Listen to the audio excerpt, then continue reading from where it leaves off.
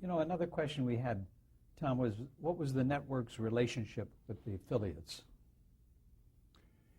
How much power did they have over what you put on the air?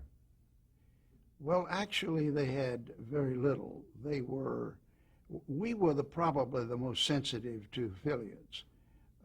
We did not have the long array of affiliates that came out of radio that CBS and NBC had.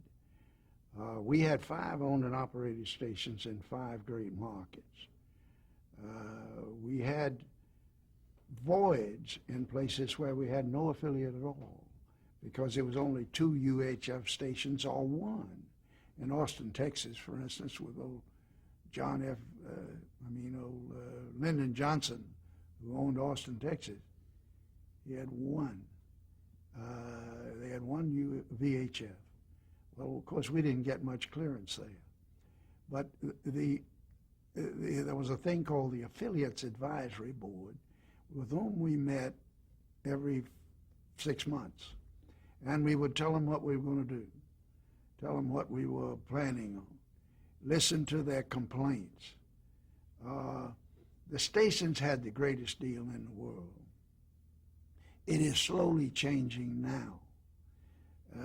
The stations simply threw the switch, took no responsibility whatsoever for the programming finances.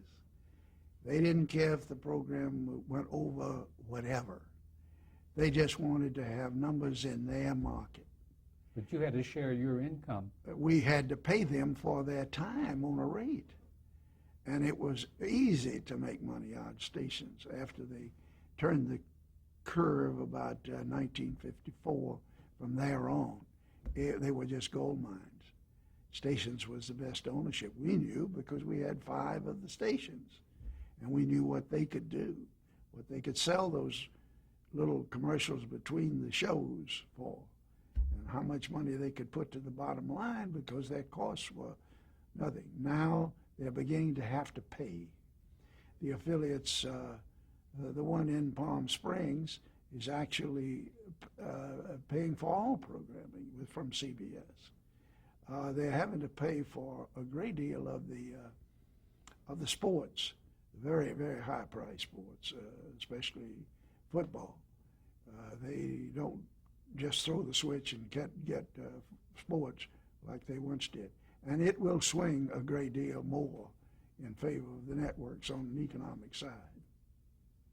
When you were head of the network, what were some of your day-to-day responsibilities? Did you have to look at shows before they went on the air, or did you leave that to other people? Or well, we had a continuity acceptance department, and they looked at everything before it went on the air.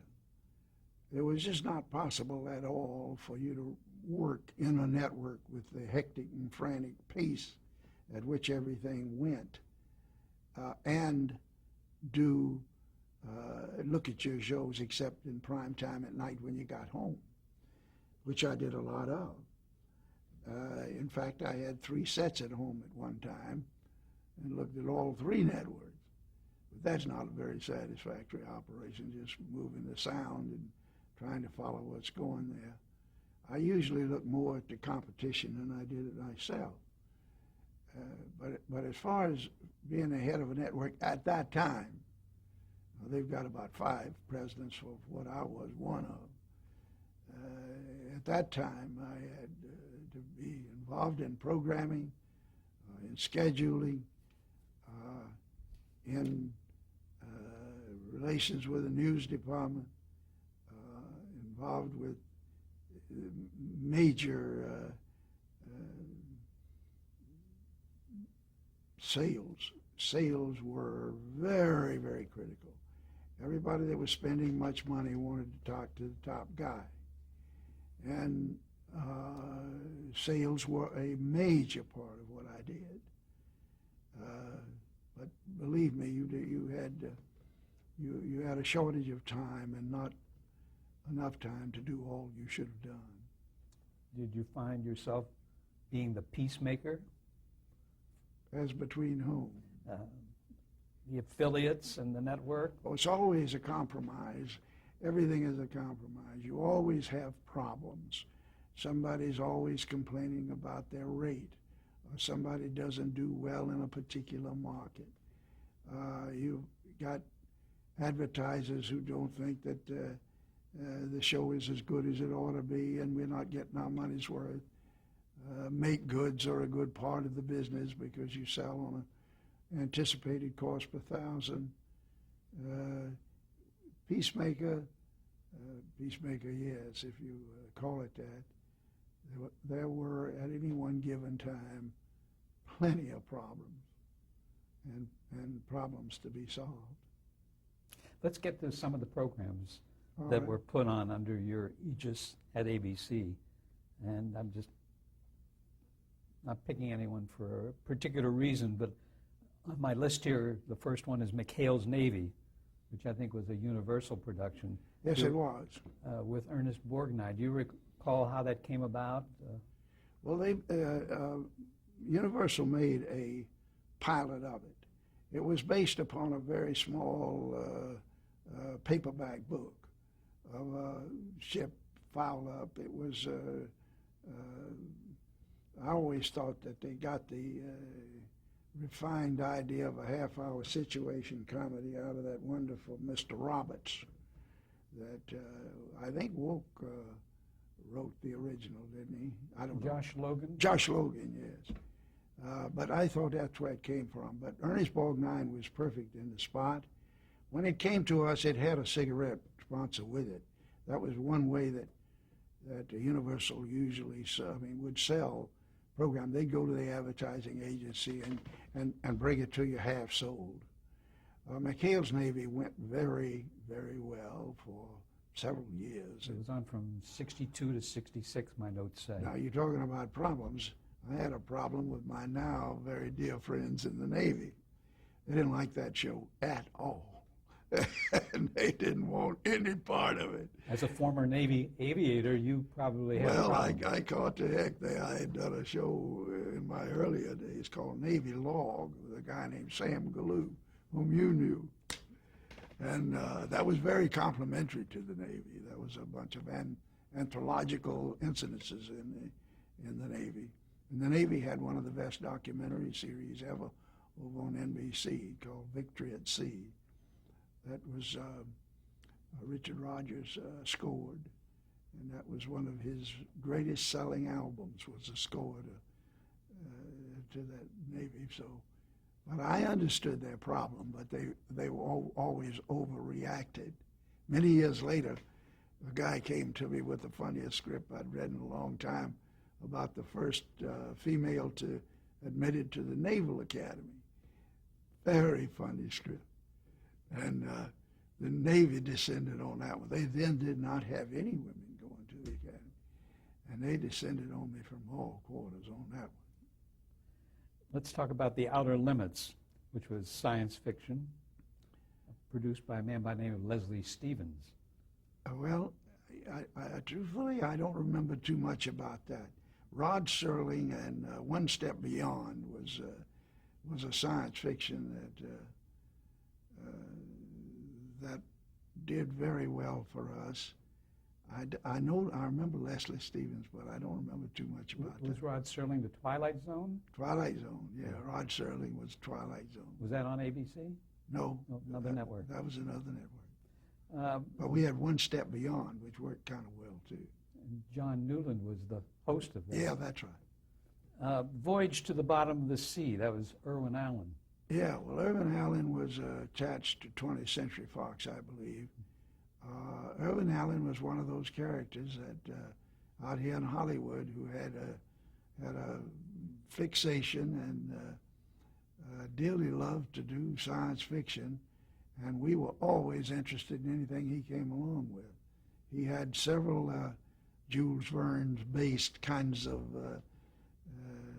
shows that we did over the years.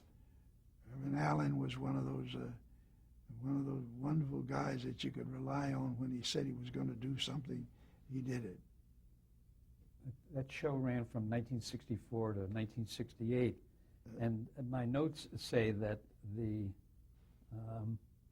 People who were in it were Richard Basehart and David Hedison. Yes. There was another show called Combat that Vic Morrow was in. Do you remember anything about that? Do you want to talk about it? Leonard Goldenson had a good friend that was a station manager of KBC here in Los Angeles. He had wanted to be into production in the worst way. He came to Leonard with a script, and Leonard came, we felt he had to be in a studio, but he insisted that he didn't. And that show ran longer than World War II. It had Vic Morrow and Shecky Green, and it was Bill Malden's, the guy that died about 2 weeks ago, kind of characters. They were the down and gritty soldiers of the infantry, and there was always tremendous humor to be gotten out of it, but very high adventure too. And this man's name was Selig Seligman. I don't know whether you remember him or not. He died very young. He was very successful with Combat, and ABC owned all aspects of that. And he also developed General Hospital, which is still on the air in the daytime. He was good. He died at a very, very young age for somebody like that. I want to jump to Bewitched with Elizabeth Montgomery, which was on the air from 64 to 72. That was pretty good. That's very long. That show, I think I remarked in our first interview that you never had any problem with your failures. Yeah, they were easy to deal with, and everybody was chagrined and would let you off the hook. And but the ones where you had the trouble were your successes.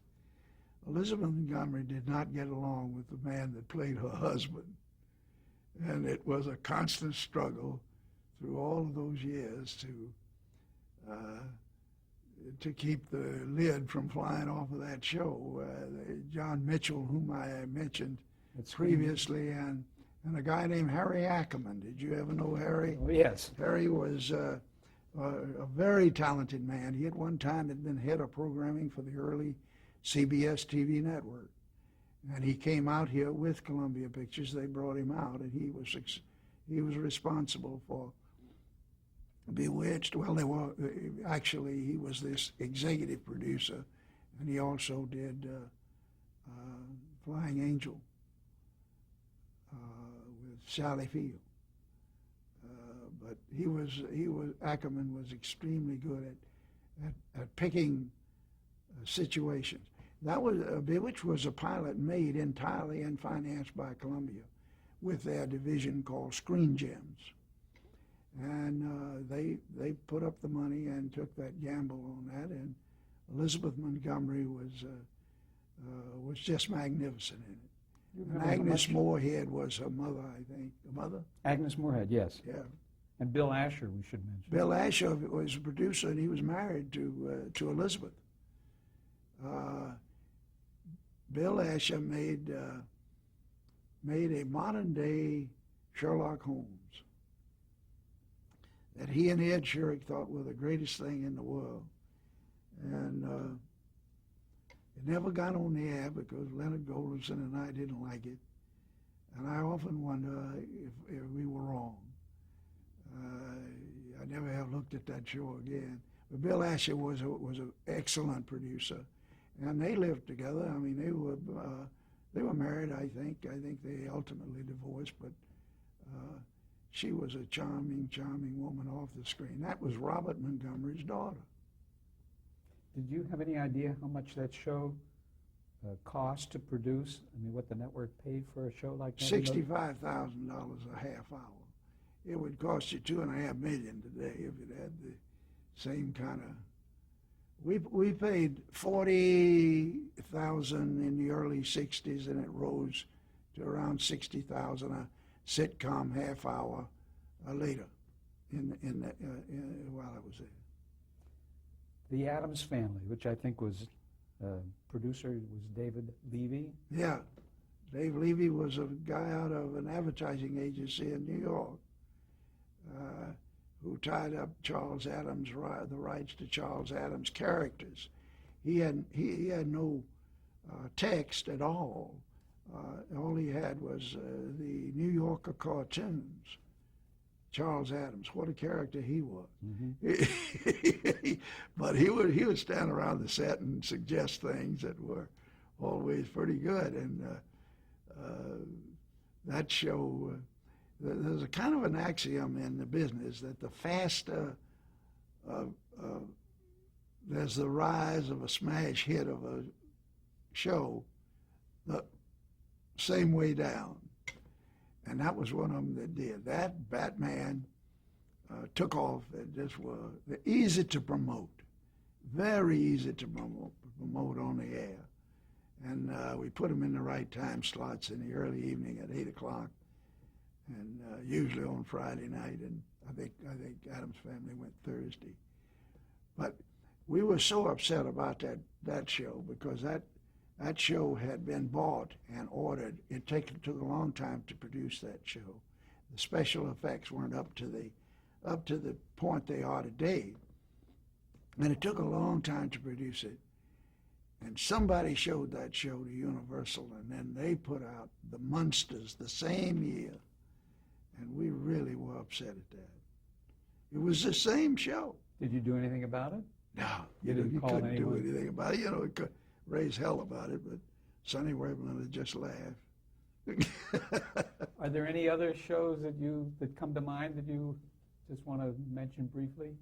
Well, I do, only because I want to mention the character involved, and that is that when in 1967 we had an hour that we were under pressure to bring out quality, so-called quality programming, and we had 1 year of a thing called Theater 67. Stage 67. Yeah.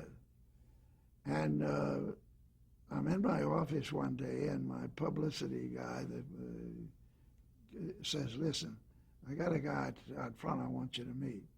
You gonna be at your?" I said, "Yes, bring him in." And I met Truman Capote. Truman was from down south, New Orleans, Mississippi, and Alabama, and we hit it off from the word go. And he assumed that I had read more of his material than I had, but I never had read but one thing that I recalled at that time, and that was a thing called A Christmas Memory.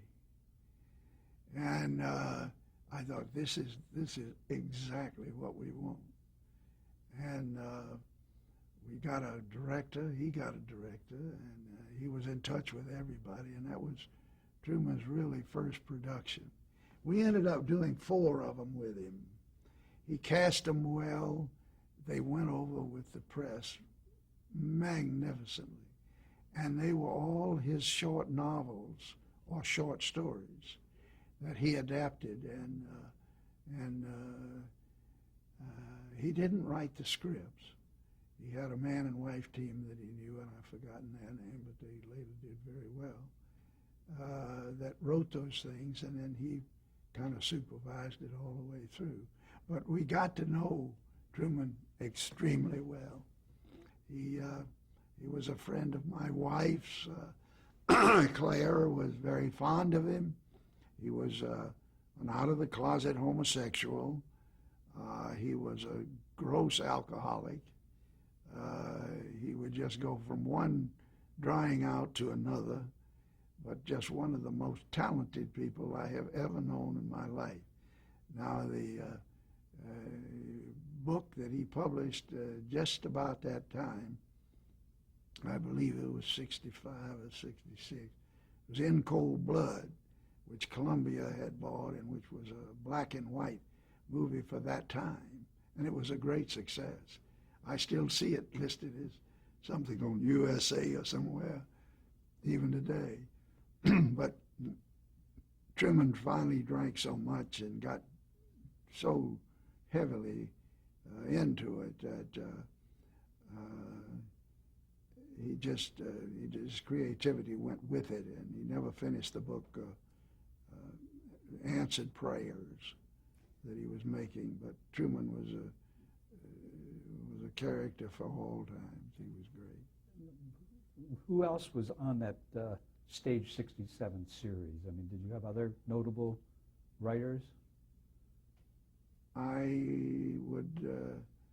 We did have good writers. You know who came back and produced two of those things finally? Pat Weaver. Former president of NBC. Yeah. But I can't recall too many of them. It was not all that distinguished, to tell you the truth, and certainly didn't rate as well. It was too late in the era for an anthology. By this time, week in and week out characters had taken over the rhythm of the nighttime business. Did it attract advertisers? Oh, yeah. We sold it out because there were enough of them around, like Burlington Industries. Ely Calloway was president of Burlington Industries. Calloway, who did the Calloway golf clubs, the Calloway wine.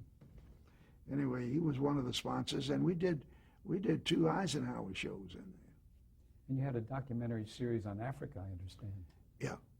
We did 5 hours or 4 hours on Africa one night. And that was narrated by,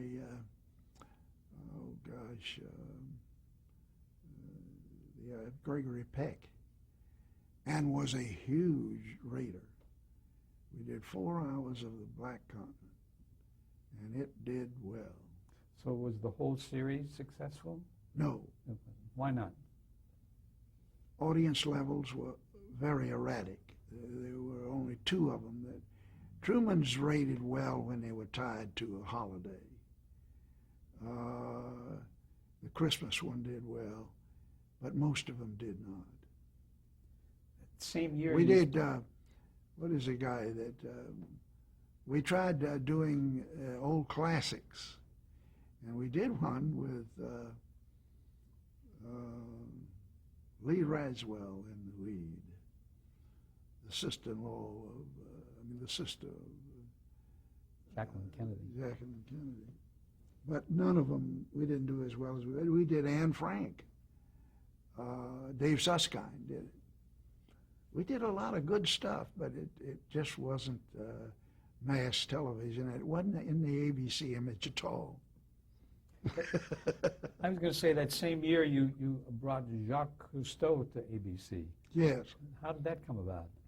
Well, I was having lunch one day at the St. Regis in the King Cole room, and Dave Walper walked by the table, and he said, I'd like for you to come over and meet somebody, and I met Jacques Cousteau. And sitting there, they told me what the plan was. They wanted to do a series of specials underwater. And I thought, well, that just sounds terrific. Come over and let's talk it through. So we went over the next day. Now, Dave tells a different story from what I tell, but I found out that we had to build a boat, the Calypso, off which was going to be the platform for this underwater stuff.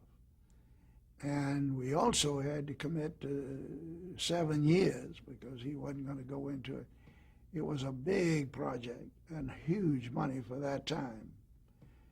And I had a very tough time selling that to the board because it was a long-term commitment. We had never made one except the Disney commitment for that length of time. But I called up during the negotiations and asked Jacques Cousteau if he'd come and talk to the Explorers Club about what he wanted to do. Just another club I belonged to in New York. And Dave says that's the way he sold the show to me, was to get Cousteau to come to the Explorers Club. But that wasn't it at all. That was part of it. I did ask him to come, and he did come. But those shows were very successful, but they were taken over. The commitment ran, I think, 2 or 3 years on ABC, and it was then taken over in a different platform altogether with National Geographic. And Dave then, with another fellow named Landsberg, produced the Cousteau programming there. Did that relieve you of that financial commitment then? It was after I left. I do not know the circumstances of that. But it did run, it was successful, wasn't it? It was successful. It was the beginning of the nonfiction era of making it. But you didn't make it with nonfiction, the old kinds of documentaries, political or what have you. You had to have an adventurous exploit to it. Animals did well on these shows, and Underwater did well. We after I left ABC, I made a series called for CBS called The Body Human, and that was extremely successful. I think it was very much the beginning of real life television, not the reality programming we're into now, but it was certainly away from fiction, nonfiction, if you please. We made a series called Lifeline, the same name as the Late Night Show. They took it many years later, but Lifeline was a different doctor every week, and we followed a specialist through his medical day, if you will. And that was extremely good. Let's talk briefly about the intention of ABC to merge with ITT, which was the International Telephone and Telegraph Company. That was in 1965. Were you there at that time? Yes. Oh, yes. Okay. In fact, I was selected to be the individual to deal with ITT. A man named Harold Janine was the head of it. We made what we thought was a very fair deal. ITT was only partially in any kind of broadcast world, but the problem of having it approved by the FCC and the Federal Trade Commission existed because of International Telephone and Telegraph having a broadcast network. We had 2 years in there during the Johnson administration. Now, I was present when Johnson was there with Katzenbach, who was his attorney general, when they said we won't oppose it. In other words, the anti-trade division would okay it. What was the advantage to ABC of getting Money, a very good price, and a combination of stock and cash, and it was a good deal at that time. Now, We're going to stop there for a moment. all right.